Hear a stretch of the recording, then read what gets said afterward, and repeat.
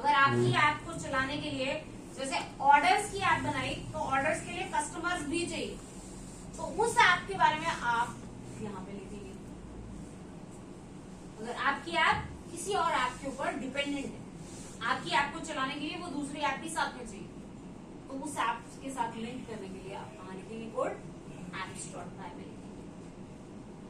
ठीक है, models.py मैंने बता दिया डेटाबेस स्ट्रक्चर बनाने के लिए। test.py यूनिट टेस्ट केसेस लिखने हैं। आपने अपना कोई डेटाबेस स्ट्रक्चर बनाया, आपने काम किया, जो भी कर रहे हो, उसके बाद यूनिट टेस्ट केसेस लिखने हैं, तो टेस्ट केसेस लिखने के लिए test.py। ठीक है, और सबसे important file views.py। views.py file ये आपकी रिक्वेस्ट हैंडलर है। जब यूआरएल से रिक्वेस्ट आएगी तो वो रिक्वेस्ट किसके पास आएगी, view.py फाइल के पास। एक्शन हैंडलर है कि यूआरएल से एक्शन आया तो एक्शन यहां पहुंचेगा। अब यहां से डिसाइड होगा कि आगे क्या करना है। जब आप यूआरएल में यूआरएल दोगे, वो यूआरएल किस पे पास है, ध्यान से सुनना जरा।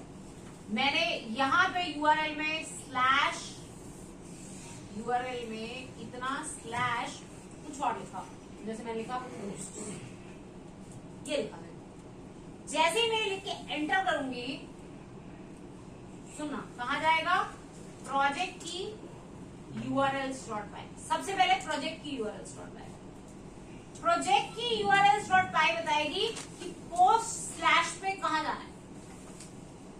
वो जनरली आपको किसी ना किसी ऐप की यूआरएल्स फाइल में भेज देगी।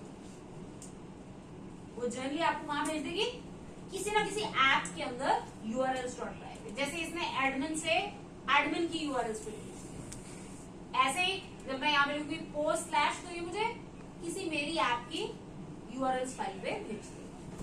अब ऐप के अंदर हम एक और फाइल बनाएंगे urls.py। वो urls.py बताएगी कि कौन सा व्यू पॉइंट, कौन सा क्या कॉल करना है, व्यू पॉइंट। मतलब यूआरएल से घूम के राउट होके आप कहां पहुंचेंगे, व्यू के पास। अब व्यू क्या करेगा, व्यू बहुत सारा काम करेगा। व्यू मॉडल से डेटा उठाएगा, उस डेटा को प्रोसेस करेगा, ट्रांसफॉर्म करेगा, ट्रांसफॉर्म करके जो उसके पास सारा आया इंफॉर्मेशन उसे फ्रंट एंड को पास करेगा। वो फ्रंट एंड जैंगो के अंदर ही बना हो सकता है, वो फ्रंट एंड हो सकता है आप एपीआई बनाए और एपीआई बना के किसी और डेवलपर को पास करें। ठीक है, ये पूरा फ्लो मॉडल है, व्यू है, व्यू का नाम ही व्यू है, वो व्यू कराने के लिए नहीं यूज होता, वो आपकी रिक्वेस्ट के एक्शन को हैंडल करने के लिए। वो सारी प्रोसेसिंग, सारा मेन लॉजिक आपका views.py फाइल में लिखा जाए। यहां पे आप लिखेंगे कि क्या काम है। ठीक है, अब मैंने एक बार बोल दिया, मैं करके दिखाऊं।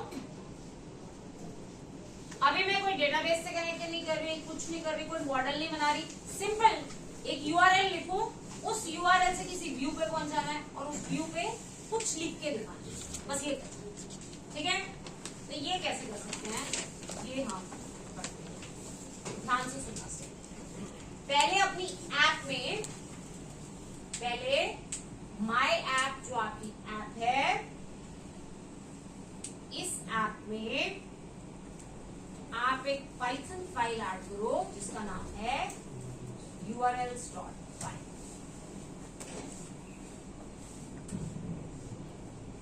पाइथन ऐप में एक फाइल ऐड करो urls.py। ठीक है, ऐड कर ली। अब आप जाओ प्रोजेक्ट की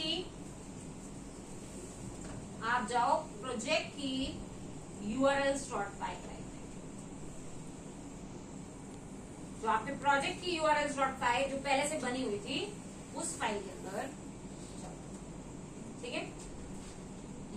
पे लिखो फ्रॉम django.urls इंपोर्ट पाथ है ना, इसी के साथ इंपोर्ट कर लो include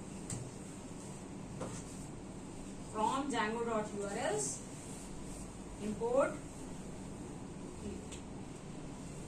ठीक है। अब मैंने यहां पे लिखा path,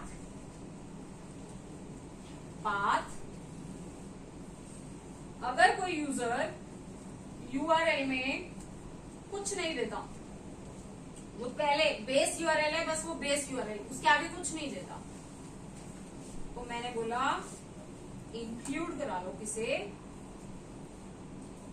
my app dot URL, तो आप किसे इंक्लूड करा लो, माई ऐप डॉट यूआरएल। अगर ब्लैंक यूआरएल पे कोई हिट करेगा तो मैंने इसे कहां भेज दिया, माई ऐप के यूआरएल्स में भेज दिया, ठीक है। अब अगर आप इस वेबसाइट को खोलेंगे, सबसे पहले कुछ नहीं लिखा, यूआरएल ब्लैंक, कुछ यूआरएल नहीं, तो किस पे भेज दिया, माई ऐप के यूआरएल्स पे।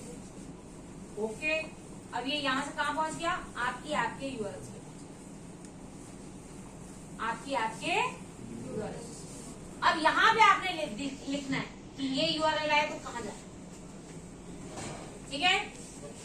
यहां पे लिखने के लिए स्ट्रक्चर बिल्कुल ऐसा ही होता है, तो इस urls.py से ही स्ट्रक्चर कॉपी कर लेती हूँ।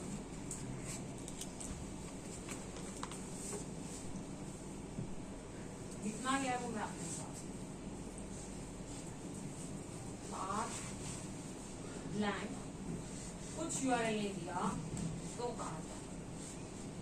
अब यहां पे आपके व्यू के फंक्शन का नाम आएगा, व्यूज में आप एक फंक्शन बनाएंगे, उस फंक्शन का नाम यहां पे आएगा,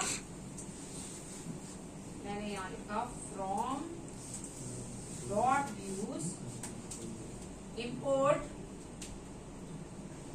माई फर्स्ट। ये मैंने बनाना है, अभी व्यू मैंने बनाया नहीं है, ये मैंने अभी बनाना है, बनाया views.py फाइल में मैं इसे बनाऊंगी, ठीक है। तो इस यूआरएल पे मैंने बोला कहां भेज दो, माई फर्स्ट व्यू पे भेज दो।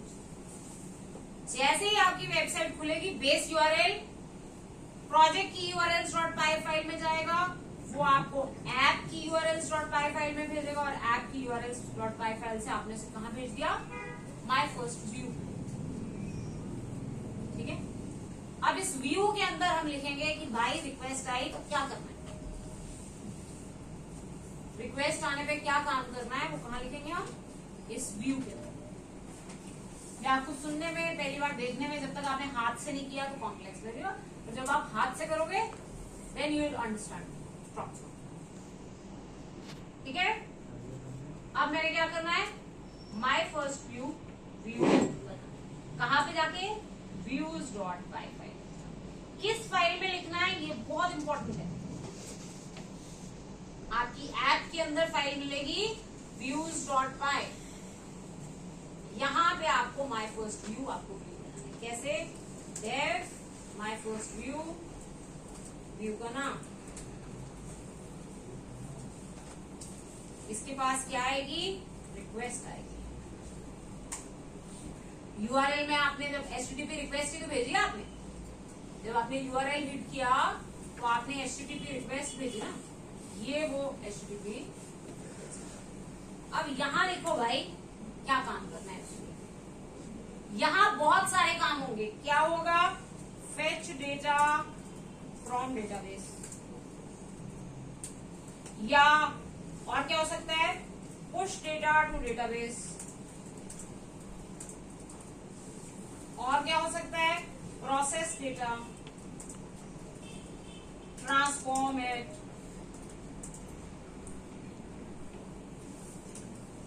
ठीक है। फिर और क्या हो सकता है, सेंड ईमेल, ऐसे बहुत सारे काम हो सकते हैं, यहाँ पे कई काम होंगे। यहाँ पे अभी तो फर्स्ट एप्लीकेशन है, अभी नहीं कर रहे, बट मेजर काम यही होगा हमारा, यही डेटाबेस से बात करेगा, यही डेटा लाएगा, यही ट्रांसफॉर्म करेगा, ट्रांसफॉर्म करके भेज देगा, ठीक है। भेजेगा भी कैसे? अगर Django को फुल स्टैक यूज कर रहे हो तो अपने किसी पेज पे भेजेगा, अपने किसी वेब पेज पे भेजेगा। अगर Django को एज बैकएंड यूज कर रहे हो तो Django रेस्ट फ्रेमवर्क यूज करके एपीआई बना देगा, एपीआई भेज देगा, एपीआई की फॉर्म में जेसन में भेज देगा। ठीक है, तो यहाँ पे सारा काम। अभी फर्स्ट क्वेश्चन के लिए मैंने लिखा रिटर्न, एक मॉड्यूल इंपोर्ट करना पड़ेगा फ्रॉम Django.http import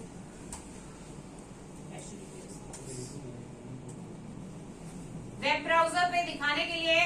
HTTP तो जानते हैं ना, हाइपरटेक्स्ट ट्रांसफर प्रोटोकॉल। जब भी वेब रिक्वेस्ट जाती है, रिस्पॉन्स जाता है, तो उसके लिए HTTP प्रोटोकॉल यूज होता है।